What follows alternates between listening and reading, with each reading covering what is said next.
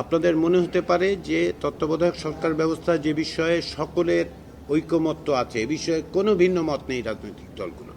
প্রত্যেকটি রাজনৈতিক দল চাইছেন যেন এমন একটা ব্যবস্থা করা যা কার্যত যতদূর সম্ভব ত্রুটিহীন হয়, যাতে করে দীর্ঘদিন ধরে যে আন্দোলন সংগ্রাম, সেই সংগ্রামের আকাঙ্ক্ষাটার প্রতিফলন ঘটে এবং ভবিষ্যতে তত্ত্বাবধায়ক সরকার ব্যবস্থা যেন কোনো অবস্থাতেই বিতর্কের মধ্যে না পড়ে। এই সমস্ত বিবেচনা করেই রাজনৈতিক দলগুলো বিভিন্ন বিষয়, বিভিন্ন দিক লক্ষ্য করছেন, আমরা সেগুলো বিবেচনা করছি। তৃতীয় যে বিষয়টি, সেটির 7ই জুলাই সেটি হচ্ছে জরুরি অবস্থা ঘোষণা সংক্রান্ত। সেখানে রাজনৈতিক দলগুলো দুটো বিষয়ে ঐকমত্যে এসেছিল। সেটা হচ্ছে যে সংবিধানের 141-এর ক, যেখানে জরুরি অবস্থা ঘোষণার বিধানটা আছে, সেটা সংশোধন করতে হবে। দ্বিতীয় যেটা, সেটা হচ্ছে জরুরি অবস্থা ঘোষণা যেন রাজনৈতিক হাতিয়ার হিসেবে অপব্যবহার না হয়। আমরা সেই জায়গাটাতে আছি। এটাকে আরও সুস্পষ্ট করা দরকার বলে রাজনৈতিক দলগুলো মনে করে, জাতীয় ঐকমত্য কমিশন মনে করে।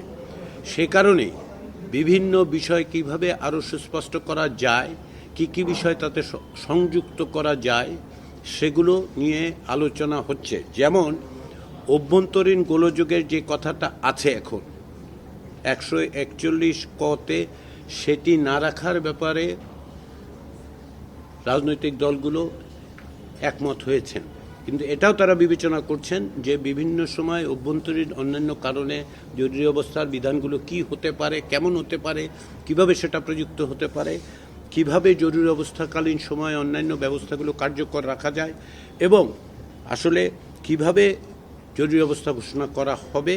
এখন যে বিদ্যমান ব্যবস্থা, সেটা হচ্ছে প্রধানমন্ত্রীর প্রতি স্বাক্ষরে রাষ্ট্রপতি জরুরি অবস্থা ঘোষণা করেন। সেটার বিভিন্ন রকম প্রস্তাব আছে টেবিলে, সেগুলো আমরা বিবেচনা করছি। ঐকমত্য কমিশনের পক্ষ থেকে মন্ত্রিসভার অনুমোদনের বিধান যুক্ত করার কথা বলা হয়েছে।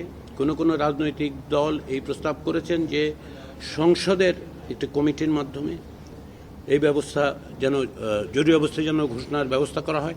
এগুলো আলোচনা হচ্ছে। আমরা আশা করছি যে আগামী সপ্তাহে এই আলোচনাগুলো আরও সুস্পষ্টভাবে সব কিছুকে একসাথে নিয়ে এসে আমরা জরুরি অবস্থার বিধান সংক্রান্ত বিষয়ে একটা সিদ্ধান্তে আসতে পারব। আমি যেটা বলতে চাই সেটা হচ্ছে যে আলোচনায় অগ্রগতি হচ্ছে, যার থেকে আমরা আশাবাদী হতে পারি যে এই মাসের মধ্যেই আমরা একটি সনদ প্রস্তুত করতে পারব। প্রতিদিনই আমরা বেশ খানিক দূর পর্যন্ত অগ্রসর হচ্ছি, কারণ এগুলো তাড়াহুড়ার বিষয় নয়। ক্ষেত্রবিশেষে শব্দ বাক্য বিবেচ্য হতে হচ্ছে, সেগুলো আমরা বিবেচনা করেই অগ্রসর হচ্ছি। রাজনৈতিক দলগুলো সম্পূর্ণ আন্তরিক হৃদ্যতাপূর্ণভাবে আলোচনা করে ঐকমত্যের জায়গায় আসছেন, তাদের পরস্পরের মতামতকে শ্রদ্ধা করছেন এবং সেভাবেই আলোচনা অগ্রসর হচ্ছে। যে কারণে আমি বারবার রাজনৈতিক দলগুলো আন্তরিকভাবে ধন্যবাদ জানাই এবং আমরা মনে করি যে এই ধারা অব্যাহত রাখলে আমরা এ মাসের মধ্যে একটি জাতীয় সনদ প্রস্তুত করতে পারব।